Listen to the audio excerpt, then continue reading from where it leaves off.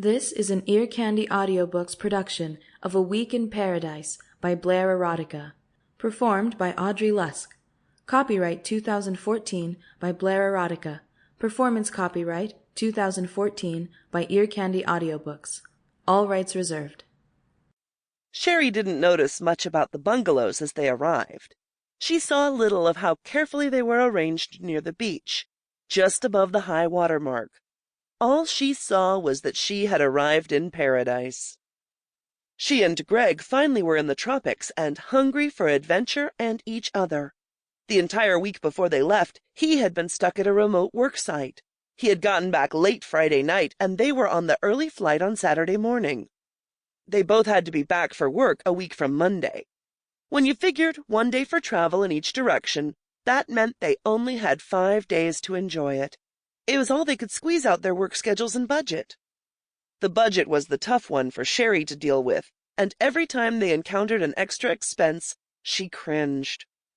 But now they were actually on a tropical island and checking into Lena's bungalows. They dropped the bags and barely had time to take a glance at the beach through the window before Greg was tearing her clothes off her.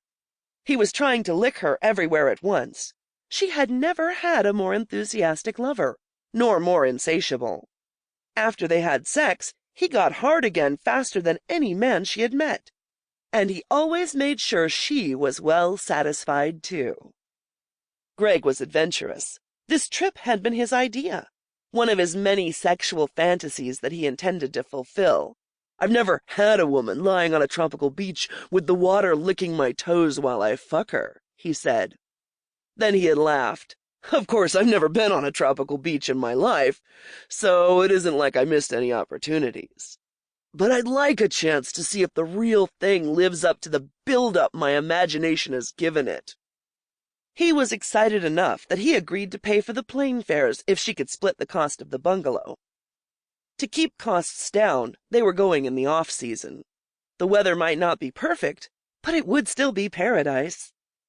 "You are eager," she laughed happily as he pushed her back on the bed, spreading her legs apart and stroking her cunt, letting his fingers slide through her moist slit.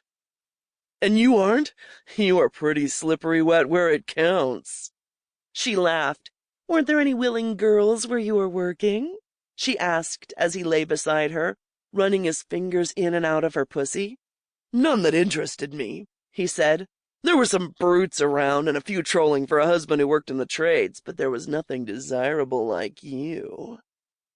She arched her back and sighed contentedly as his fingers explored her. "I was thinking of us on the trip. I was imagining your sweet body under me. I have a bunch of ideas that I hope you will enjoy." She smiled. "I usually do enjoy your ideas." His strong hands gripped her legs and raised them, bringing his hard cock to her pussy. She reached down and guided it between her legs, rubbing it gently in her cunt, wetting it, then releasing it as he sank his shaft in her with a delicious sigh. She was aware that she moaned with delight, too, as he filled her. Then he was fucking her hard, and they bounced together on the bed. He came quickly, and she felt his cum flood her. He cried out, and she wrapped her arms around him to hold him close, but he pushed away, his cock coming out of her, and he thrashed on his side. My back!" he screamed. She could see the muscles in his back bulging spastically as he reached back to touch the small of his back. She was stunned, not knowing what to do. Greg was in terrible pain. She put her hands on his back, trying to massage him. "Lie still," she suggested. "Let it pass." "Get a doctor!" he cried. She grabbed the phone on the nightstand and called the front desk, and the woman told her she would make the call immediately. "He is on his way," she told Greg, who thrashed in agony on the bed. She felt utterly helpless. Lena, who owned the bungalows, took Sherry to the office to wait while the doctor examined Greg. Lena poured 2 glasses of clear liquid and handed her one. "White rum," she said when Sherry looked at her curiously. "It helps." The doctor came in, shaking his head. "I gave him a sedative," he said. "The man is in some serious pain. It's a powerful shot and will knock him out for 48 hours. Sample complete. Ready to continue?